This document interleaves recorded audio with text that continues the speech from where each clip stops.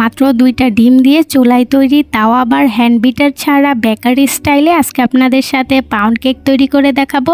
আসসালামু আলাইকুম, আশা করি সবাই ভালো আছেন। আজকে আপনাদের সাথে শেয়ার করব মাত্র 2টা ডিম দিয়ে চুলায় তৈরি হ্যান্ড বিটার ছাড়া বেকারি স্টাইলে পাউন্ড কেক রেসিপি। তো চলুন কথা না বাড়িয়ে রেসিপি দেখে ফেলি। আর অবশ্যই আমার চ্যানেলে নতুন হয়ে থাকলে আমার চ্যানেলটা সাবস্ক্রাইব করে দিবেন। এখানে আমি একটা বোল নিয়ে নিলাম, তার মধ্যে 2টা ডিম ফাটিয়ে নেব। ডিমের কুসুমটা আমি আলাদা করে অন্য একটা বাটির মধ্যে রেখে দিব। এখানে আমার দ্বিতীয় নাম্বার কুসুমটা উঠাতে গিয়ে একটু ভেঙে গিয়েছে। কুসুমটা যতটুকু উঠানো যায় ততটুকু উঠিয়ে নিয়েছি।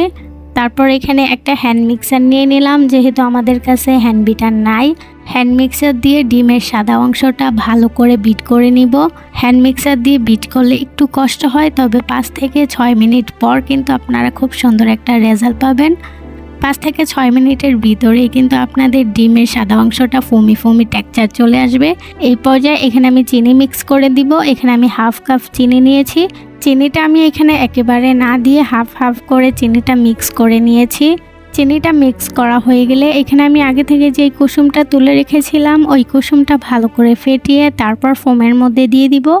ফোমের সাথে কুসুমটা 30 থেকে 40 সেকেন্ডের মতন ভালো করে মিক্স করে নিব। তারপর এখানে দিয়ে দিব হাফ চামচ ভ্যানিলা এসেন্স, কিছুটা পরিমাণে লবণ, 1/3 কাপ লিকুইড গরুর দুধ। তারপর সব কিছু একত্রে ভালো করে মিক্স করে নিব। মিক্স করা হয়ে গেলে এখানে দিয়ে দিব 1/4 কাপ সয়াবিন তেল। এখানে আপনারা তেলের পরিবর্তে বাটার ব্যবহার করতে পারেন। তারপর এখানে আমি একটা ছাঁকনির মধ্যে 1 কাপ নিয়ে নিলাম ময়দা আর হাফ চামচ বেকিং পাউডার। ময়দাটা আমি অল্প অল্প করে চেলে নিব আর ফোমের সাথে আলতো হাতে মিক্স করে নিব। ময়দাটা ফোমের সাথে আলতো হাতে মিক্স করবেন, নয়তো ফোমটা নষ্ট হয়ে যাবে।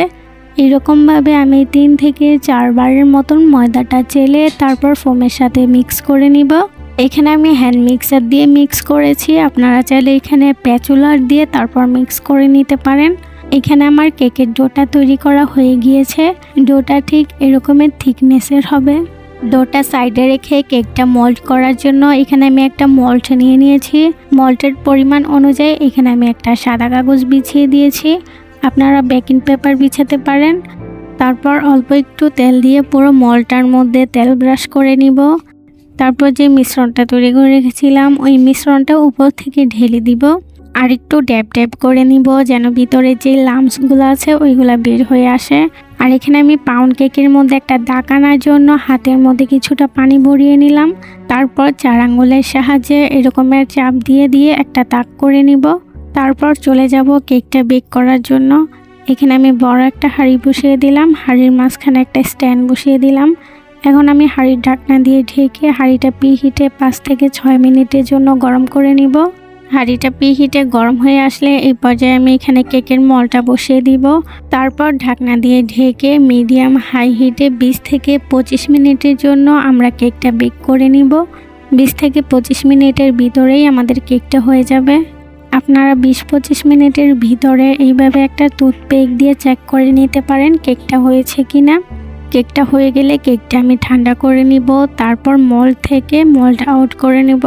কেকটা মোল্ড আউট করা হয়ে গেলে কাগজটা ফেলে তারপর এখানে আমি কেকটা স্লাইস স্লাইস করে কেটে নেব। আর আমার রেসিপিটা কেমন হয়েছে অবশ্যই কমেন্টে জানাবেন। আর আমার রেসিপি ফলো করে আপনিও মাত্র 2টা ডিম দিয়ে চুলায় তৈরি বেকারি স্টাইলে পাউন্ড কেক তৈরি করে নিতে পারেন। আর অবশ্যই আমার চ্যানেলে নতুন হয়ে থাকলে আমার চ্যানেলটা সাবস্ক্রাইব করে পাশে রাখা বেল আইকনটা বাজিয়ে রাখবেন, যেন সবার আগে আমার ভিডিওগুলো আপনার কাছে পৌঁছাতে পারে। তো আজকের ভিডিও এই পর্যন্তই। সবাই ভালো থাকবেন, সুস্থ থাকবেন। আল্লাহ হাফেজ।